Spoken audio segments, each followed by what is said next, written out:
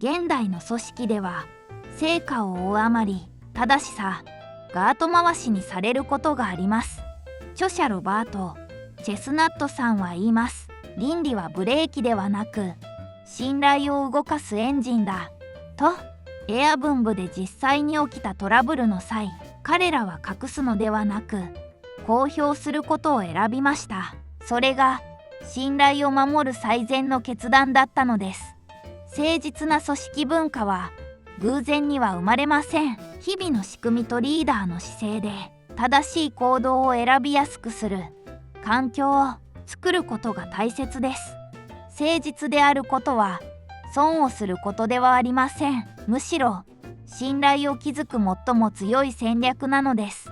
あなたの職場にも今日から小さな誠実のデザインを取り入れてみませんか？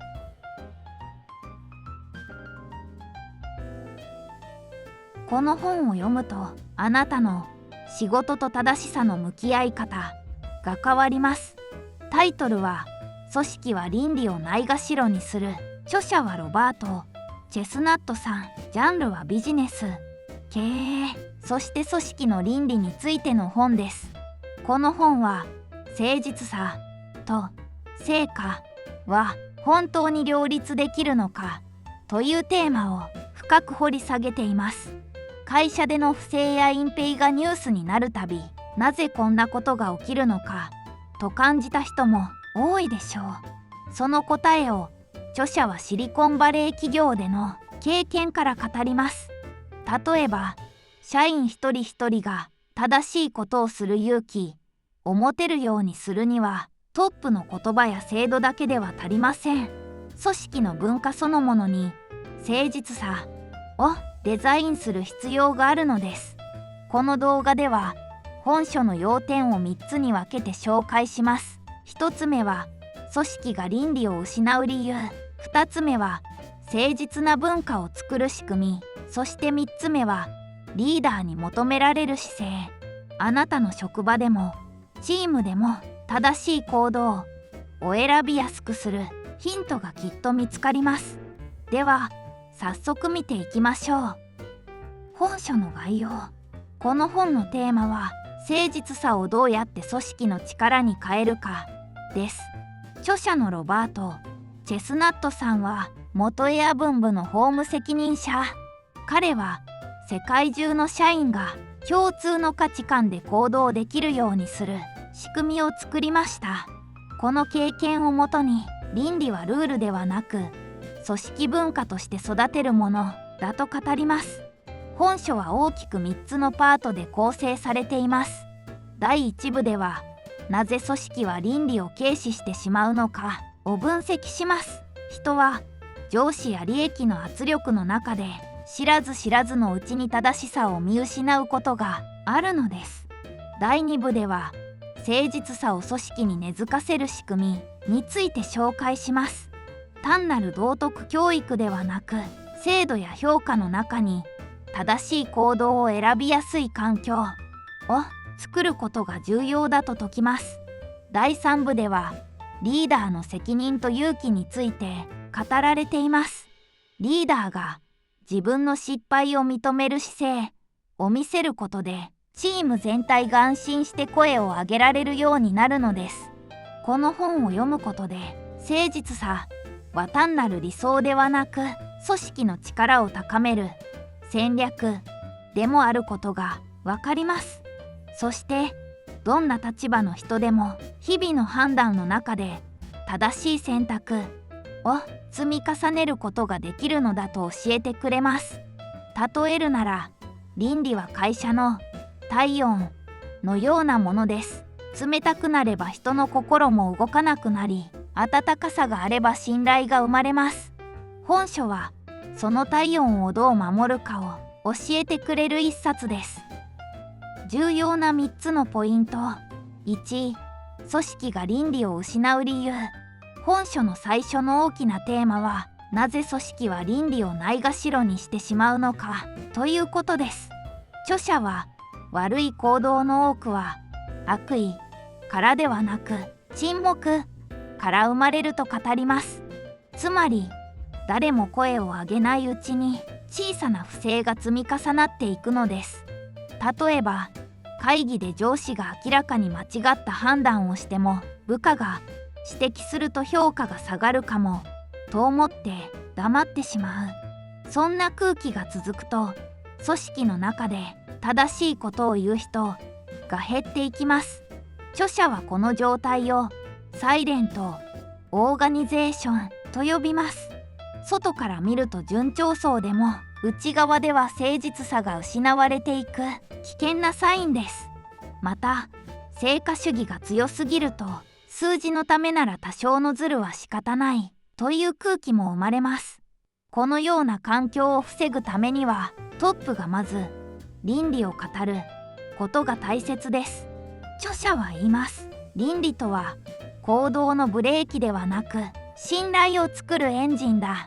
この言葉は倫理を止める力ではなく動かす力として捉え直すきっかけを与えてくれます。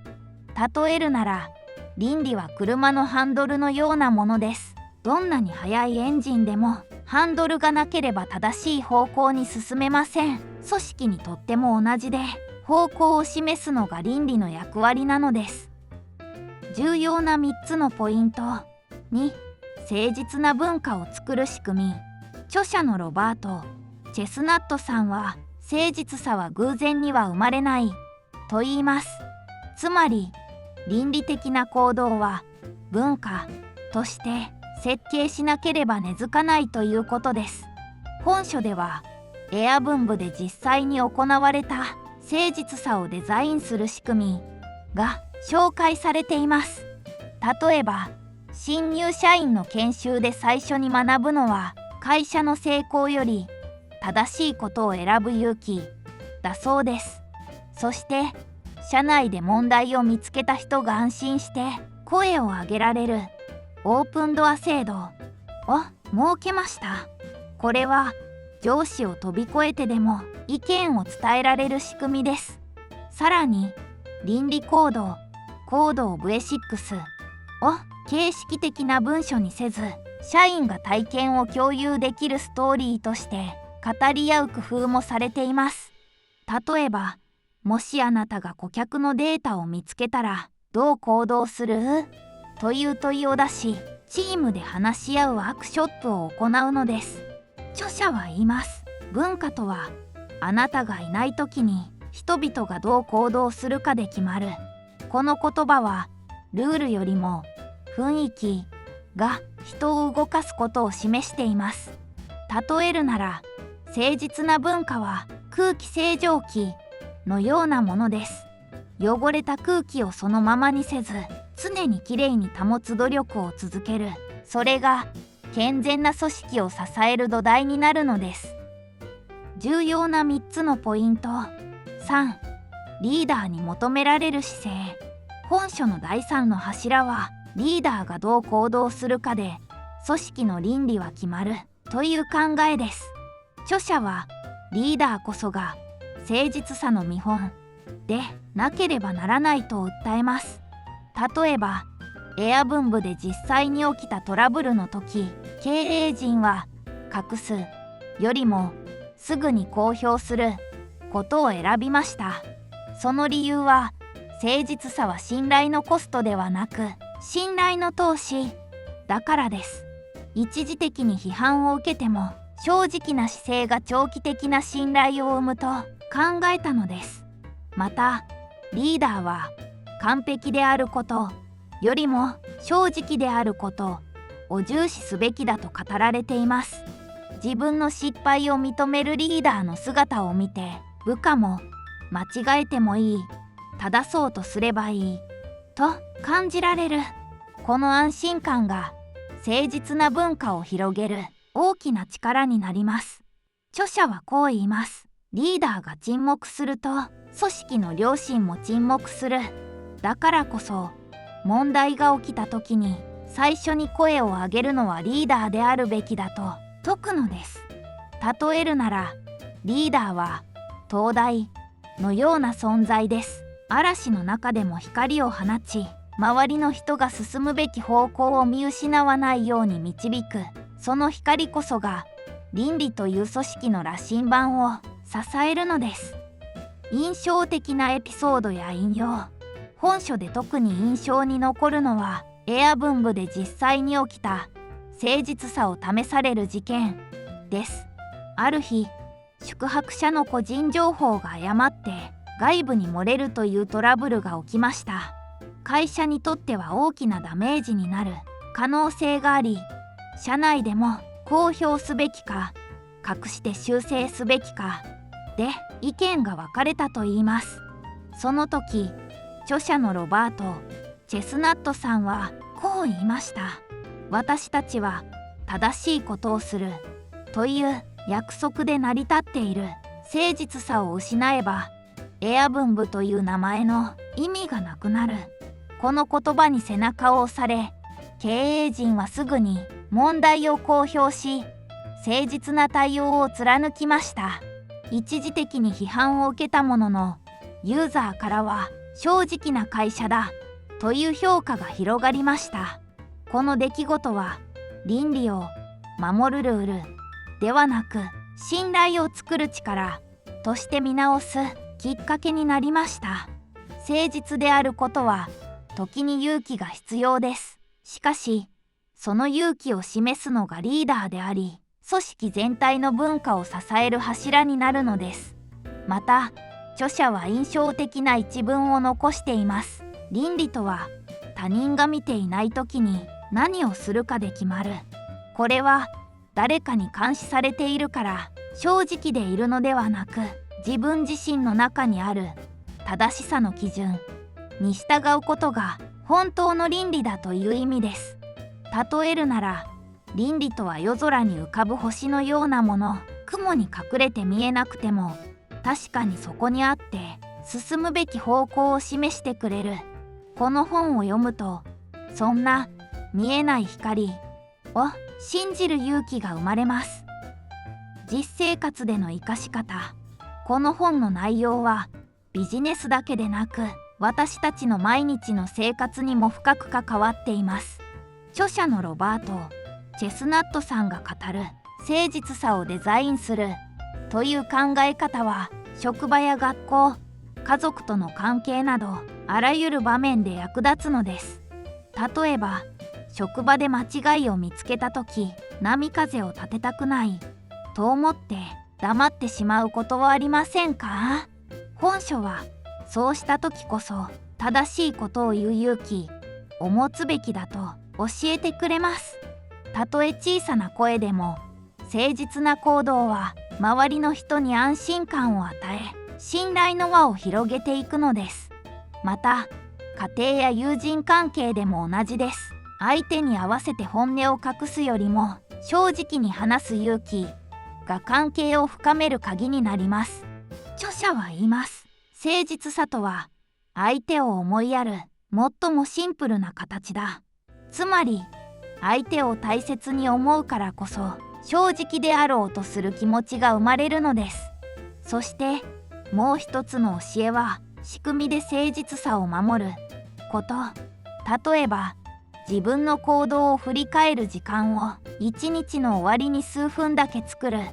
今日、自分は正しい判断をできただろうかと考えるだけで、次の行動が変わっていきます。これは個人でもできる倫理のデザインです。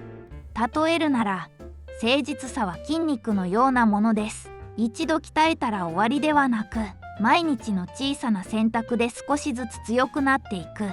この本を読むと、どんな状況でも自分の中の正しさを信じて行動できる力が育ちます。まとめです。組織は倫理をないがしろにするは、私たちに正しいことをする勇気を思い出させてくれる一冊です。著者のロバート・チェスナットさんは、倫理を理想論ではなく現実を変える戦略として描いています。組織が成果だけを追うとき、人の心は疲れ、誠実さが失われていきます。けれども、誠実さを大切にする文化が根付けば、信頼が生まれ、結果的により強い組織になるのです。本書の要点を振り返ると、3つの学びがありました。1つ目は、沈黙が不正を生むということ。2つ目は、誠実さは仕組みで守るということ。そして3つ目は、リーダーこそが倫理の見本になるということです。これらは会社だけでなく、どんな集まりやチームにも当てはまります。この本を読むことで、あなたも誠実であることは損をすることではないと気づくはずです。むしろそれは信頼を築き、長く続く関係を支える力になります。どうかあなたの職場や家庭でも、この本で学んだ考え方を少しずつ実践してみてください。きっと周りの空気が少しずつ変わっていくのを感じられるでしょう。この本を読んだ方はぜひコメントで感想を、そしてチャンネル登録も忘れなく。